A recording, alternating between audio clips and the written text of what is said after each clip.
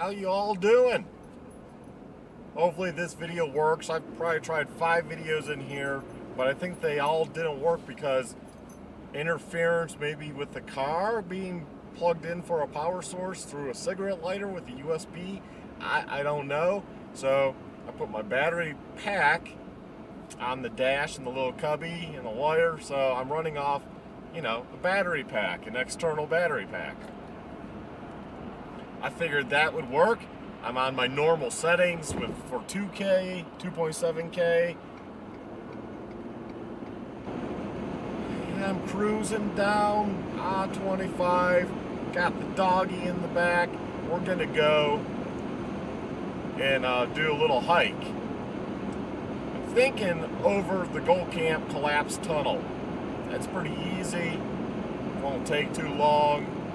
And yeah, I figured that would be a good place to go. Hopefully I'm talking loud enough because of the mic, being over there, distance.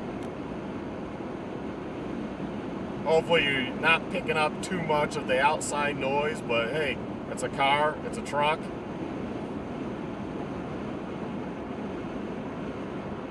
Definitely not luxury. Although they should be for what they cost, right? I mean, even what this cost, crazy. I mean, they wanted like $38,000 for XL. What is this? A Super Cab and FX4 package because I wanted that, and I wanted the 6.5 bed, which is really a 6.7. So I wanted the bigger bed for the motorcycles. I was okay with less interior room. I own this. I do think sometimes, well, maybe I should have spent a little extra and got the 4-door, right? I didn't really want to spend $5,000 extra for 4 doors and a short bed. I probably should have. I don't know. It's just one of those things I just didn't want to at the time. I'm actually kind of frugal when it comes to some things and not when it comes to others. As I've gotten older, I've become frugal with vehicles. This gets me from point A to point B, mainly for riding. That was the intended purpose. Some light duty off-road, but nothing hardcore. It's a truck, it's long, right? It's big. So nothing hardcore off-road, but just so I could get still out there in the mountains somewhat. The smart thing would have been to actually keep my Jeep Grand Cherokee. It had a leaking head gasket, but I had been doing that, I think, since I had bought it, so I think I put like 30,000 miles on that vehicle, and I was just like, you know what, I could obviously keep living with it because it had such a small drip from time to time, so small, minute, wasn't a big deal. Just top off the coolant once a year. Not a big deal. And it wasn't burning it in the exhaust, and it wasn't mixing it with the oil. Just had a little leak on the outside. At the time, my business partner was using his wife's truck when we would go on trips. He'd be like, oh, we'll take my wife's truck and haul the bikes, and that was fine at first, but then after I saw how he drove, man, it was scary. Have you ever been with one of those people that are just they scare the hell out? They will say you scare them because you drive a little faster, but you're more situational awareness, where you're with them and they're just oblivious to what's going on around them. And they're oblivious to their speed. So they might be going 10 miles per hour under, and you'll look over and you're like, what the heck? And then next thing you know, you're going 10 above. Then you're going 10 below. Then you're going 10 above. It's like, dude, use cruise control at least. It was crazy. And then very hesitant on turns, like, is this my turn? Like, oh my God, like, just commit. It It was scary. And all the other guys said the same thing. Yeah, Mr. Whitfuck, he's a shitty driver. It was funny. Like, all the other guys, oh, it's hilarious, you know? It's like, yeah, man, I noticed that, and that's why I bought the truck. It scared me to death how he drove, so I was like, I'm just gonna haul the bikes. I'll offer haul, writing it off anyways, right? And then it became complicated with him driving, because taxes, right? Well, I want to write off the trip because it's a business expense, but I'm going to split the cost with you, and you're going to write it off. So I think a few years we kind of each wrote off. I wrote off what I gave him, and I think he wrote off his mileage. You know, I don't think you're supposed to do that, but I want to write off my cost, you know? So it came to where, well, if you're driving, then you're just going to write off the cost. I don't know. It became really complicated, and I think we both wanted to write it off, and it was like both like, God, geez, you know?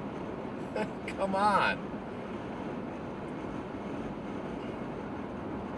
I mean, if you want to give me something extra just because I drove, that's fine, but don't. The same like going towards him. Like, if I give you something, I guess I'm giving you that off. Say I give you like $100. I'm gonna say, for tax purposes, you know, I didn't write. I wrote it off for your time, your labor, you drove. You know, so it's not really your fuel. I mean, I don't know if that's legit, but you know, it was just much easier to buy a truck and do the driving, do my own write-offs. And plus, I got to near the end there before our whole breakup that I just preferred, like, hey, I'll just drive myself. That way I felt like if I needed to bail out or something, then, hey, you know, I could do that. Right, bike breaks or something, I could just leave. I wouldn't be stuck. So, yeah.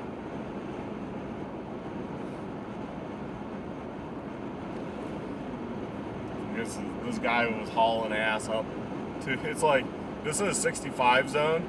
We're going like just under 80. That's like the flow of traffic. And he's all like,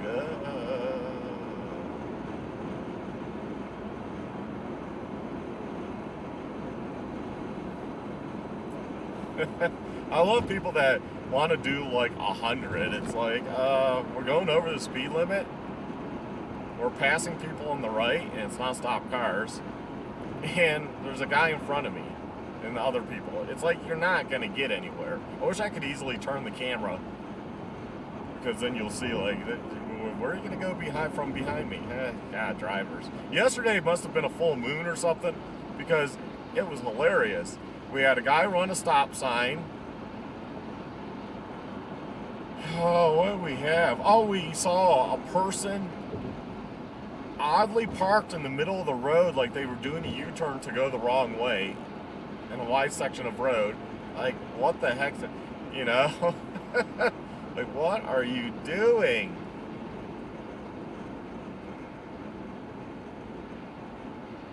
Oh, now the car behind me backed off. It's like, yeah, there's... I love it. The truck in front of me just got over to the right, and the guy that got over there behind had to swerve back. It's like, well, oh well.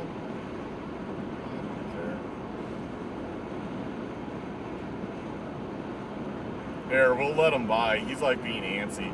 Maybe he's like dying or something. It's like Mr. Road Rage. Jeez.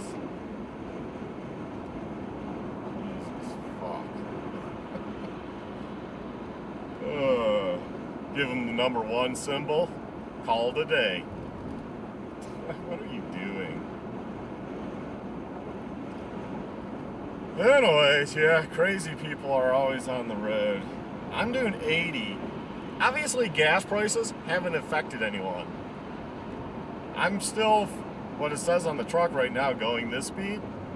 I'm getting good fuel economy because we're slightly going downhill too.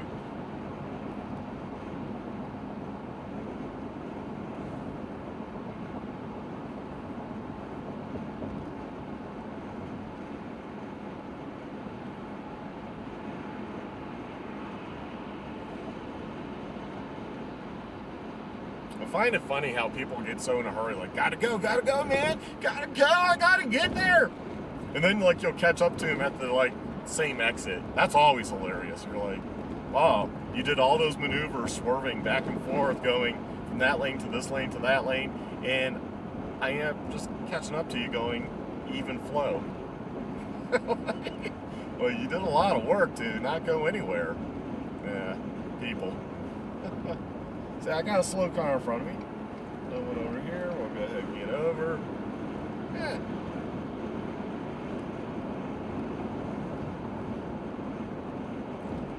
So yeah, have you ever known somebody that just scares you when you're with them in the car? Like that? I mean, just so hesitant. Like, he would be like this. Like, want to get over to the right, put his blinker on to go back right, but he'd be like so hesitant about it, and it'd be jerky with the wheel. He was always jerky with the wheel, jerky with the brake. Man, it was scary. It was the scariest thing ever, man. That's why I couldn't let him drive. I remember one time though, we were in really heavy traffic. Like, this isn't heavy at all. We were in bumper traffic coming back from a trip, and we're getting close to my exit to first go to my house, unload his bike because his truck was at my house, and we're getting close, and I can't control that. There's so much traffic. I'm so close. You know, I wasn't like on top. There was probably like a car length or so, but that's what everyone had. You look around, that's what everyone had. You know, and if you back off anymore, somebody else moves into that space. That's how heavy it was. And I was getting off anyway, so I was close to my exit. I'm about ready to get off, and he goes, you know, you're really scaring me right now. I'm like, what?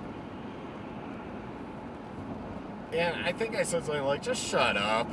You know, I'm the one driving. If you don't like it, drive your damn self next time to an event.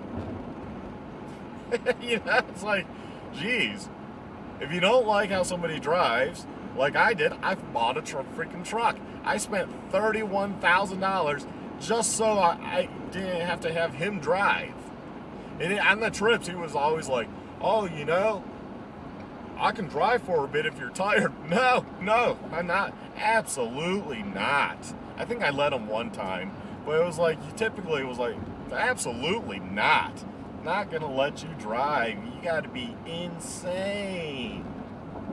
So, gas prices. Gas prices seem to be, I saw for, it's hard to compare because here in Colorado we have high altitude gas, so regular is actually 85, which is nuts because, I mean, I have gotten that before, but I prefer staying with 87, which is considered mid-grade here. I don't know why we do the whole high altitude fuel in Colorado at this time, you know. But yeah, you know, gas prices, I saw for $3.75 the other day, and the sign said for mid-grade and regular out of Valero.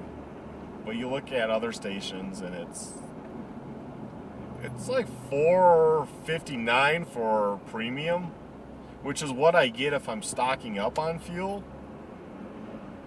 Meaning if I'm filling up the gas cans to use in whatever vehicle, whether it's the Volvo or this or the bikes, if I wanted then, or the two-stroke, then I just add two-stroke, obviously, mix. And yeah, if I'm doing that, if I'm getting gas, I get 91. Now a lot of people will be like, I get ethanol free and this and that. Well, all my stations only carry 87 ethanol free. And I've filled up the truck before, so I get a little better gas mileage, not a lot.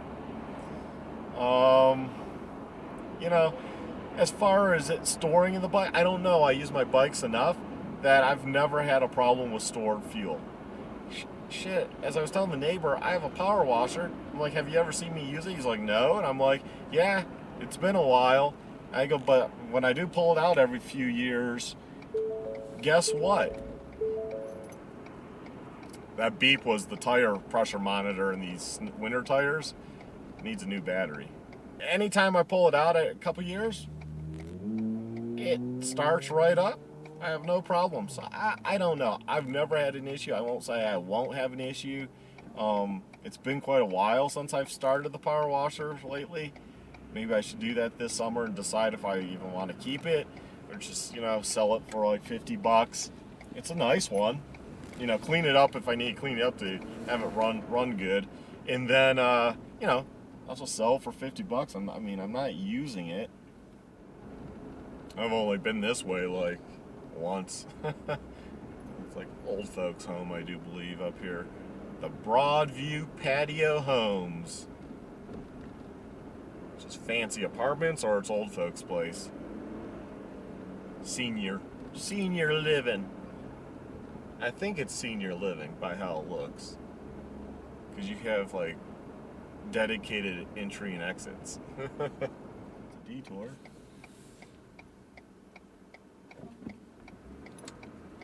It's a four-way stop here.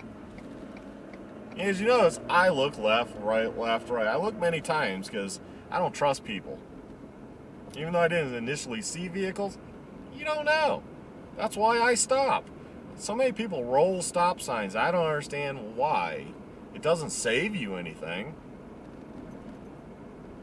But yeah, this is heading towards Captain Jack's Trailhead.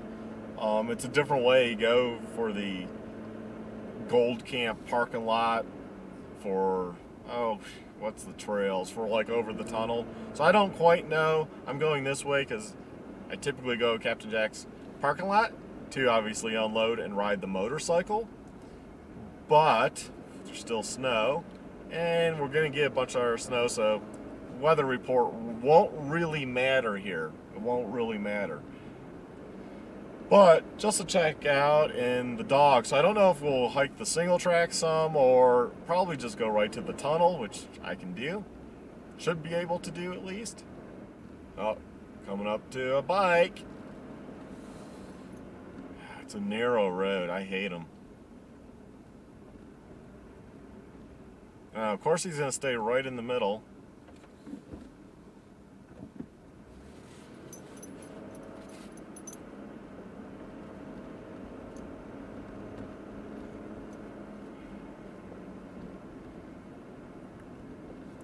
And I don't hate the people. I just hate the attitude.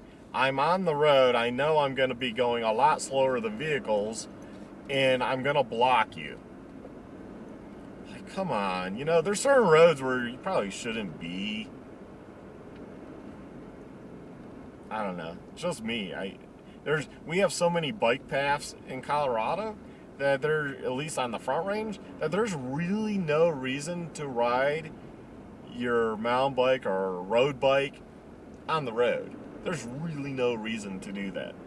I don't know. What do you all think? Am I being too hardcore? I just think there's no reason. I wouldn't do it because risk versus reward is too risky versus the reward I'm getting.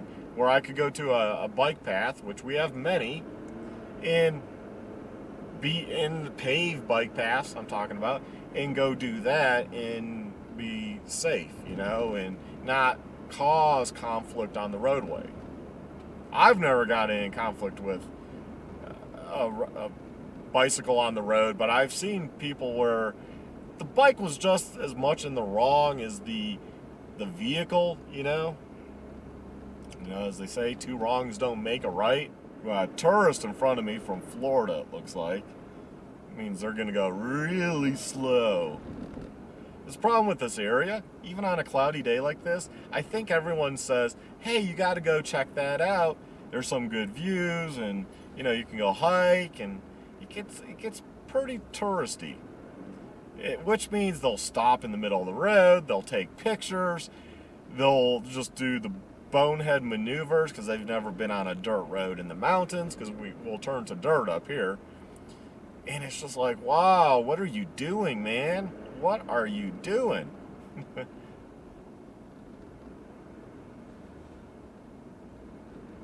The sign says straight ahead for detour. What's the detour? Why are you directing people here? I don't know the detour. Why? Why? Oh, you know what?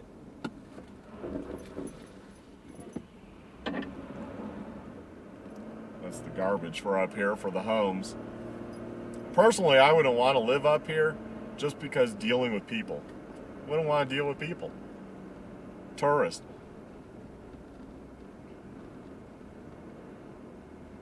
Although you have great view of the city and stuff, so spectacular. So yeah, I mean,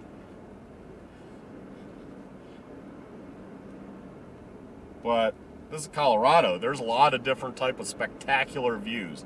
You want to go live in Black Forest, you got nice trees.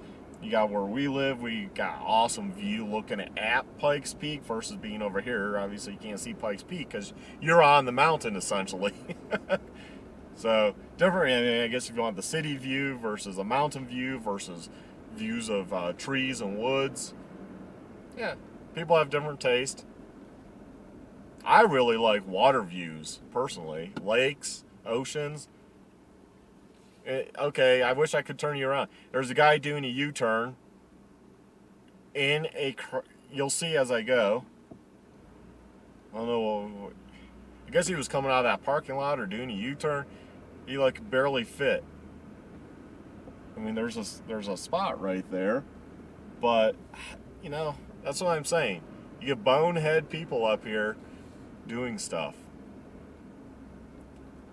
And I see snow. It's pretty melted though. Although I guess Springs is gonna get like 4 inches. At my house, we're gonna get anywhere from 5 to 10. They're saying, which I think it's gonna be less than 10, only because it's been warm and you know that initial couple inches is going to melt, freeze, and yeah.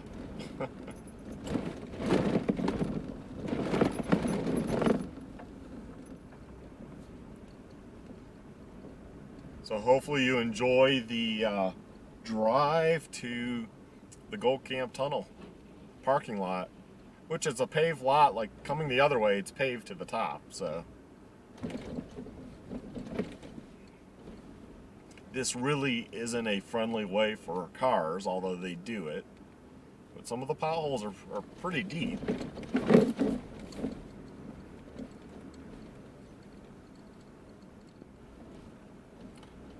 The guy in front of me is like driving really far to the left. I don't know why. It's smooth over to the right, being on the correct side of the road. It's like, what are you doing? I think he's just really bad at picking his lines.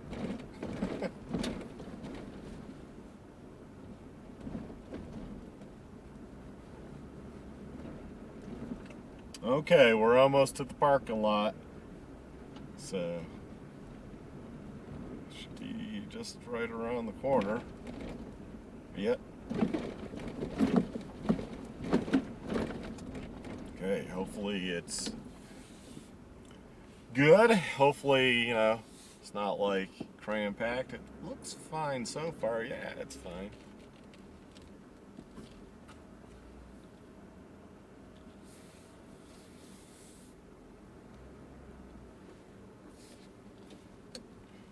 Turn on the backup camera. I have that manually.